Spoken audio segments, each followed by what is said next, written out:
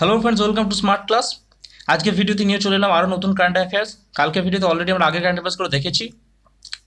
আজকে দেখে নাও নতুন কারেন্ট অ্যাফেয়ার্স। এর সাথে বলে রাখি যে তোমরা যদি এই কারেন্ট অ্যাফেয়ার্সে সরাসরি এই ব্লগ সাইট থেকে অ্যাক্সেস করতে হয় তাহলে তার লিঙ্ক আমি ডেসক্রিপশন বক্সে দিয়ে দিয়েছি। এটা স্মার্ট ক্লাসেরই ব্লগ। এরপর চলো দেখে নিই সময় না নিয়ে।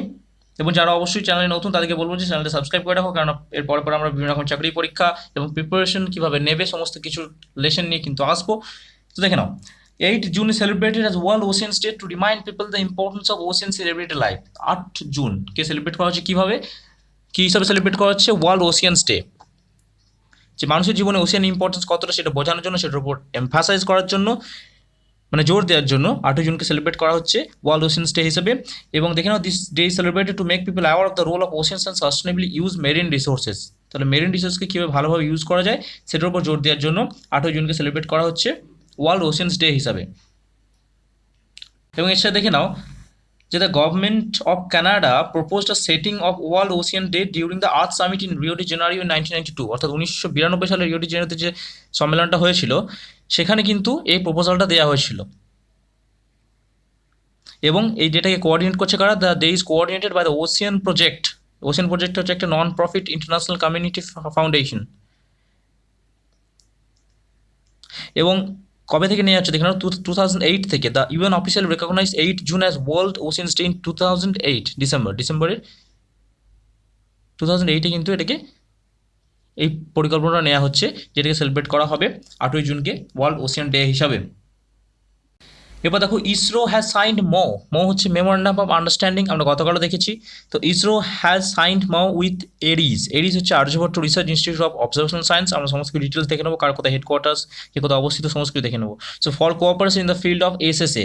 এবং ইসরোর সাথে এরিসের একটা সাইন হয়েছে, যেখানে তারা চুক্তি করেছে কী নিয়ে দেখে নাও, for cooperation in the field of SSA and astrophysics এবং এসএসএতে কোঅপারেট করার জন্য। তো আমরা ডিটেলসে দেখে নাও। তাহলে এখানে দেখতে পাচ্ছ যে with an increasing concerns over space debris, the Indian space station organization recently sign and MoU with the national Nainital based Aryabhatta research institute of observational science. তাহলে এরিস হচ্ছে নৈনিতালে অবস্থিত। এবং ফর কোঅপারেশন কিসের জন্য এটাকে সাইন করা হচ্ছে না? For cooperation in the field of astrophysics and space situational awareness. স্পেসে অনেক রকমের প্রবলেম হয়, যাতে সেই প্রবলেমগুলো না হয় এবং ঠিকঠাকভাবে কাজগুলো করতে পারা যায়, তার জন্য কিন্তু এখানে বলেছে the MoU will be useful in safeguarding the Indian space assets. Indian space asset অর্থাৎ ইন্ডিয়ানদের যে জিনিসগুলো আছে, মানে তোমার বিভিন্ন রকেট থেকে আরম্ভ করে যেগুলো পাঠানো হয় মহাকাশে, তো সেগুলোকে সেফগার্ড করার জন্য কী থেকে? From critical threats from space debris মানে হচ্ছে ধ্বংসাবশেষ, যেখানে ধরো অনেক রকমের ক্র্যাশ হয়ে যায়, তো সেগুলো থেকে বাঁচানোর জন্য এরিসের সঙ্গে কিন্তু চুক্তি করেছে ইসরো। এবং দেখে নাও, ইসরো হেডকোয়ার্টার হচ্ছে বেঙ্গালুরু এবং ফাউন্ডার হচ্ছে বিক্রম সারাভাই। এবং কত সালে ফাউন্ডার হয়েছে দেখে নাও, 1969 15 আগস্ট। এবং এখন ডিরেক্টর তো জানো সবাই যে কে শিবন হচ্ছে ডিরেক্টর। এবার দেখো, নাবার্ড হচ্ছে national bank for agriculture rural development has provided available special facility of 270 crore to Assam Gramin bank to help farmers in the culture. তাই নাবার্ড থেকে একটা স্পেশাল ফেসিলিটি দেওয়া হচ্ছে। দেখো এত টাকার যে পরিমাণ টাকাটা লেখা আছে 270 crore, সেটা কিসের জন্য? না টু হেল্প বা টু আসাম গ্রামীণ ব্যাংকে দেওয়া হচ্ছে, যাতে সেটা ফার্মার্সদের কাজে লাগতে পারে এগ্রিকালচারে। তাই নাবার্ড বুঝতে পারছো যে যেখানে এগ্রিকালচার এবং রুরাল ডেভেলপমেন্টে কাজকর্ম করা হয়, রিসার্চ করা হয়, তো সেখান থেকে কিন্তু এই পরিমাণ টাকাটা স্যাংশন করা হয়েছে আসাম গ্রামীণ ব্যাংকে। এরপর দেখে নাও, বলছে former Olympian cart Thomas, who was the first American man to win World Gold Championship in gymnastics and had won 6 medals in 1979, passed away in June 2020. তাহলে ফর্মার অলিম্পিয়ান কার্ট টমাস, এবং যিনি ছিলেন প্রথম আমেরিকান ম্যান, কিছু না world gold চ্যাম্পিয়নশিপে তিনি প্রথম জিতেছিলেন জিমন্যাস্টিক্সে, এবং 6টা মেডাল জিতেছিলেন। 1979-এ তিনি মারা গেলেন জুন মাসে। তারপর দেখুন, former Indian football player Hamza Koya, who represented Maharashtra at Santosh Trophy and was an Indian football player at Nehru Trophy, passed away due to COVID-19 Kerala. He was a native of Parapanagari. এটা হচ্ছে একটা জায়গার নাম কেরালাতে, এবং তারও COVID-19-এ মৃত্যু হয়েছে সেটা বলছে। 7 June is celebrated as World Food Safety Day to draw people's attention to the consequence of contaminated food and water. So through this day, foodborne diseases can be reduced globally.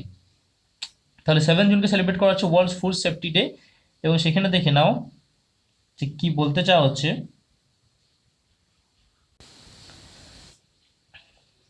তাহলে খারাপ খাবার খেয়ে বা কন্টামিনেটেড ফুড অ্যান্ড ওয়াটার খেয়ে যেটা মানুষের ক্ষতি হয় সেটা থেকে মানুষকে বাঁচানোর জন্য এই দিনটাকে সেলিব্রেট করা হচ্ছে 7 জুনকে world food safety day.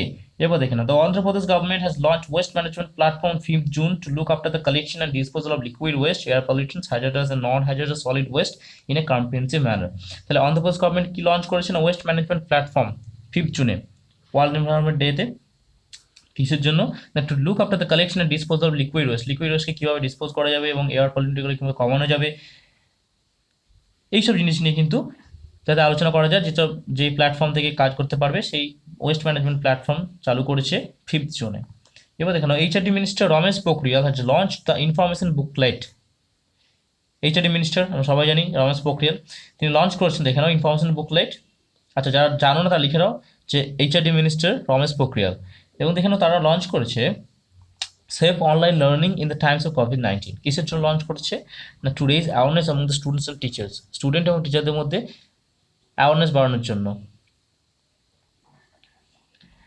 The biggest biodiversity park of Uttarakhand was inaugurated on the World Environment Day. বিশ্ব পরিবেশ দিবসে উত্তরাখণ্ডে বিগেস্ট বায়োডাইভার্সিটি পার্ক খোলা হলো।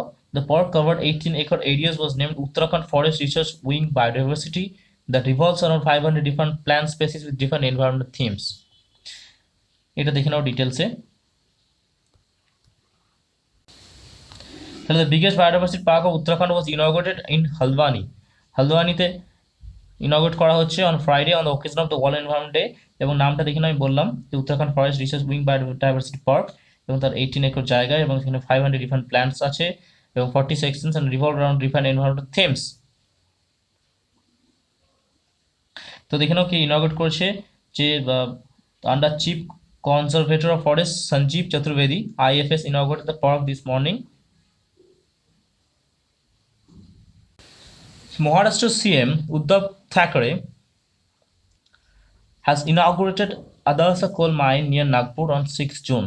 The coal mine খোলা হয়েছে।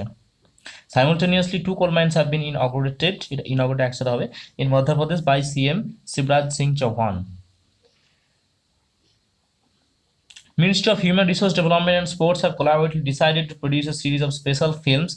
Ministry of HRD Development, HRD ministry human resource development এবং তার সাথে স্পোর্টস ডেভেলপমেন্ট বা স্পোর্টসের যে মিনিস্ট্রি, তারা একসাথে ডিসাইড করেছে যে এমন কিছু ফিল্মস বানাবে যেখানে তারা প্রমোট করবে কিছু কিছু ইন্ডিজিনাস স্পোর্টস মানে হচ্ছে যেগুলো আদিম বা যেগুলো আগে থেকে চলে আসছে সেরকম। যেমন দেখো সেই স্পোর্টসের মধ্যে কী কী পড়ছে দেখো, সেগুলো নিয়ে সিনেমা বানানো হবে। তো the sports are kho kho, gatka, kabaddi, thang-ta, roll ball, mallakhamb, kalaripayattu, tug of war and shooting balls. এই 10টা স্পোর্টসের ওপরই কিন্তু তারা সিনেমা বানানোর কথা ভেবেছে। কিসের জন্য? যাতে এটা মানুষের মধ্যে আরও ইন্টারেস্ট তৈরি করে এবং মানুষকে আরও দেখতে উৎসাহিত করে। তারপর দেখে নাও, M Netra, a 13-year-old girl, has been appointed as Goodwill Ambassador by United Nations Association for Development and Peace, UNADAP। লিখে নেবে, United Nations Association for Development and Peace, and she has been awarded Dixon Scholarship worth 1 lakh. She gets an opportunity to address the UN conference in New York and Geneva. তো এখানে এম নেত্রা, money amounts to nothing unless it use for serving needy, এবং তার বাবা হচ্ছে salon ওনার, এবং সে 5 লাখ টাকা যেটা তাদের সেভিং সেটাকে কোথায় স্পেন্ড করেছে দেখো, অন দ্য হ্যাপলেস মাইগ্রেন্ট লেবারার্সদের উপরে কিন্তু সেটাকে স্পেন্ড করছে, মানে তাদের ভালোর জন্য। So hit hard by the corona virus induce lockdown. বুঝতে পারছো, এই সময় করোনা ভাইরাসের জন্য অনেক মাইগ্রেন্ট ওয়ার্কার্স আছে যারা বাড়ি যেতে পারেনি বা ঠিকঠাক খাবার পাচ্ছে না, তাদেরকে হেল্প করার জন্য কিন্তু এম নেত্রা একটা উদ্যোগ চালিয়েছিল। এবং সেই জায়গায় দাঁড়িয়ে international recognition came will calling the 13-year-old girl, এবং তার বয়স 13। C was appointed the goodwill ambassador for the poor, গরিবদের জন্য তাকে রিপ্রেজেন্ট করা হচ্ছে। সো গুডউইল অ্যাম্বাসেডর করা হচ্ছে by the United Nations association for development and peace. এবার দেখেন, হি ওয়াজ লর্ডেড মানে প্রশংসা করা হচ্ছে by prime minister Narendra Modi in his Mann Ki Baat programme. এবং তারপর আরও বিভিন্ন যে কনফারেন্স আছে, ইউএন কনফারেন্স, সেগুলো নিউ ইয়র্ক, জেনেভাতে, সেখানেও তাকে একটা সুযোগ দেওয়া হচ্ছে যে অ্যাড্রেস করা, মানে সিভিল সোসাইটির ফোরামের কাছে অ্যাড্রেস করার জন্য কীভাবে এগুলোকে সলিউশন করা যাবে বা এইসব নিয়ে কিন্তু তারা আলোচনা করছে। এবং তাকে ডিকসন স্কলারশিপ দেওয়া হচ্ছে ওয়ার্থ রুপিস 1 লাখ। তাহলে এই ছিল আজকে ভিডিও কারেন্ট অ্যাফেয়ার্সের উপর। কালকে আরও নতুন কারেন্ট অ্যাফেয়ার্স নিয়ে আসবো।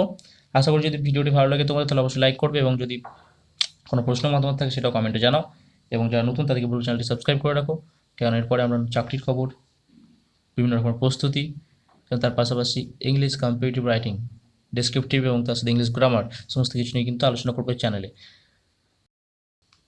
So thank you so much.